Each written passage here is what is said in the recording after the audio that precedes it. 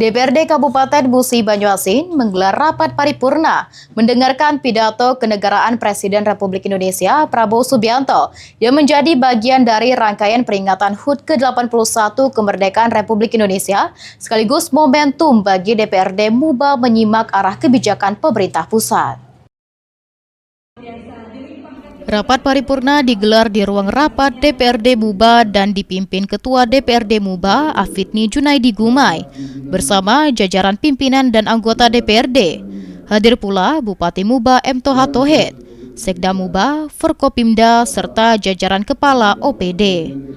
Ketua DPRD Muba Afidni Junaidi Gumai menyebut, pidato kenegaraan Presiden menjadi momentum penting untuk memahami arah kebijakan pemerintah pusat.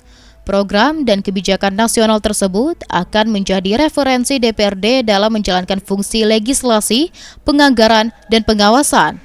Afidni menegaskan, DPRD Muba akan terus memperkuat sinergi dengan pemerintah Kabupaten Musi Banyuasin agar program pembangunan daerah selaras dengan kebijakan nasional dan memberikan manfaat nyata bagi masyarakat.